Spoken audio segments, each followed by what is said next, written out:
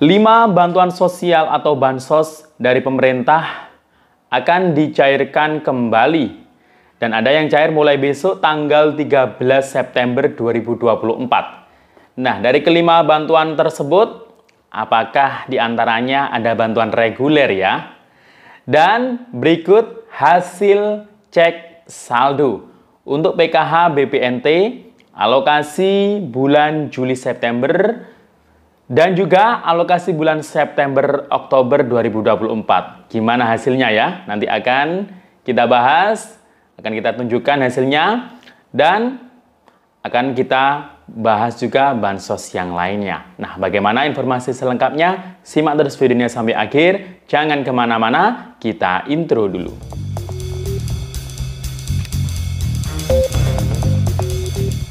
Assalamualaikum warahmatullahi wabarakatuh. Salam sejahtera, shalom, om swastiastu, namo buddhaya, salam kebajikan. Sobat YouTube, kembali lagi di channel saya, Sukron Channel. Apa kabar semuanya? Semoga semua dalam keadaan sehat dan dimudahkan rezekinya. Amin. Oke, pada video kali ini kita masih membahas soal bantuan sosial. Nah, dalam video ini saya akan membahas 5 bantuan sosial dari pemerintah yang ini cair ya, mulai besok tanggal 13 September 2024. Nah, dari kelima bantuan tersebut, apakah diantaranya ada bantuan reguler yang cair? Bantuan reguler itu apa saja ya kira-kira? Dan juga akan kita informasikan hasil cek saldo di KKS untuk alokasi PKH atau BPNT bulan September dan juga Oktober 2024. Nah, bagaimana hasilnya? Nanti akan kita tunjukkan. Dan sebelum kita lanjut, silahkan yang baru bergabung di subscribe dulu channel ini dan ditekan tombol loncengnya agar sobat YouTube semua mendapatkan pemberitahuan video terbaru dari Sukron Channel. Dan jangan lupa di-share di berbagai media sosial dan di-like apabila sobat YouTube suka dengan video ini. Oke sobat YouTube, kita lanjutkan pembahasan pada video kita kali ini. Nah, dalam video ini kita akan membahas 5 bantuan sosial dari pemerintah yang cair besok tanggal 13 September 2024. Nah, ini pencairannya ada yang lewat kartu, rekening, dan juga PT Pos Indonesia. Nah, bagi yang cair lewat PT Pos Indonesia, nah itu biasanya kan dikasih surat undangan terlebih dahulu dengan barcode ya. Nah, ini mulai besok ini ada yang penyaluran dari undangan PT Pos Indonesia sebagai penyalurnya. Nah, bantuan apa kira-kira ya? Dan kelima bantuan tersebut, yang pertama adalah bantuan untuk keluarga rawan stunting. Nah, ini bantuannya berbentuk telur plus daging ayam. Telurnya kalau nggak salah sekitar 10 butir ya. Kemudian untuk daging ayamnya kurang lebih ya 1 ekor lah ya, mungkin 1 kiloan. Nah, jadi itu diberikan kepada keluarga yang di dalam keluarganya itu ada anak yang rawan stunting.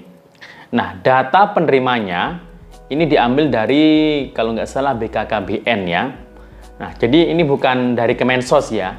Jadi yang menyelenggarakan Bappenas, kemudian datanya dari BKKBN. Ya tujuannya agar nanti anaknya yang berpotensi rawan stunting itu bisa terbantu dengan bantuan tersebut untuk meningkatkan gizinya ya. Jadi untuk memenuhi gizi itu kan harus banyak protein ya. Jadi telur itu protein, daging ayam itu protein juga ya. Nah, jadi sobat YouTube semua, kalau dapat BPNT atau sembako, kan itu wajib dibelanjakan dalam bentuk sembako ya.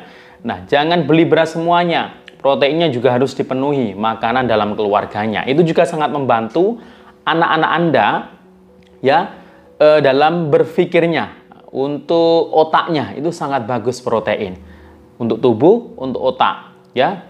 Jadi gizinya harus diperhatikan di sini ya. Jadi jangan asal makan saja ya, karena kita hidup itu bukan hanya untuk makan saja ya, tapi makanan yang bergizi juga harus diperhatikan. Nah, jadi untuk penerima bantuan untuk keluarga rawan stunting ini sebenarnya bantuan ini untuk 6 kali ya dapatnya, alokasi Januari hingga Juni 2024. Akan tetapi memang penyalurannya itu di banyak daerah itu molor ya. Jadi baru cair ya di bulan-bulan Agustus atau Juli kemarin. Yang jelas ya nanti harus genap 6 kali dapatnya. Sesuai dengan surat undangan, barcode-nya itu dihitung berapa kali dapatnya. Kalau 6 kali dan sudah merasa dapat 1 kali atau 2 kali, berarti ya tinggal 4 kali ya. Kalau sudah merasa dapat 2 kali di tahun 2020 ini, berarti tinggal 4 kali dapatnya. Memang nggak banyak ya penerimanya. Dalam kuotanya itu ada sekitar 1,4 juta keluarga yang mendapatkan bantuan tersebut, itu se-Indonesia. Jadi dalam satu desa atau kelurahan itu ada yang 40 orang, 70 orang ya yang dapat itu. Jadi nggak banyak memang. Nah, kemudian bantuan yang kedua adalah bantuan untuk program Indonesia Pintar. Nah, program Indonesia Pintar ini untuk alokasi tahun 2024. Dan PIP ini cairnya itu 1 tahun 1 kali. Jadi kalau yang sudah dapat di sekitar bulan April, Mei, Juni, Juli kemarin, ya nggak usah berharap cair lagi ya di tahap ini. Ini kan ada 3 tahapan ya penyaluran. Tahap 1 adalah April hingga Juni, tahap 2 Juli sampai September, tahap 3 Oktober hingga Desember. Akan tetapi kalau yang sudah cair di tahap pertama, ya nggak usah berharap cair di tahap 2 atau tahap 3 ya. Jadi memang nggak terus-terusan. 1 tahun hanya 1 kali ya. Nah, ini sudah mulai banyak yang masuk ya, dana PIP ke rekening. Bagi yang khususnya ini yang gelombang atau tahapan kedua ini, para peserta didik ya atau siswa-siswi yang kemarin sudah melakukan aktivasi rekening di sekitar bulan Juni atau Juli. Nah, sekarang bisa dicek ya, mungkin sudah ada dana yang masuk, segera cairkan, segera tarik tunai dana yang sudah masuk di rekeningnya ya, untuk PIP ya. Kemudian untuk bantuan yang selanjutnya adalah, oh ya, lupa ya, untuk PIP itu kuotanya itu se-Indonesia, mulai jenjang SD, SMP, SMA atau SMK itu ada sekitar 18 juta. Yang tersalurkan itu hanya masih berapa juta ya, mungkin 9 jutaan. Jadi masih banyak ya, nanti yang akan disalurkan ya, bagi yang belum cair ya harap bersabar ya. Kemudian untuk bantuan yang ketiga, BLT dari dana desa. Besarannya Rp300.000 per bulan. Nah, bulan September ini pasti ada, tiap hari itu pasti ada desa yang sedang melakukan jadwal penyaluran. Hari ini pun ada desa pasti. Nggak tahu di daerah mana ya. Dan besok itu pasti ada juga desa yang menyalurkan BLT dana desa. Yang jelas per bulannya Rp300.000. Kalau dirapel disalurkan 2 bulan berarti langsung 600, atau 3 bulan berarti Rp900.000 ya. Penerimanya ini warga desa yang masuk kategori miskin ekstrim yang belum dapat bantuan PKH dan BPNT ya. Itu yang jadi sasaran penerimanya. Dan itu kewenangan desa ya untuk memberikan pada siapa itu biasanya hasil musyawarah desa khusus. Kemudian bantuan yang keempat adalah bantuan untuk atensi yatim piatu. Besarannya Rp200.000 per bulan. Nah, yang cair di bulan September ini ya, mulai awal September kemarin sudah ada yang cair.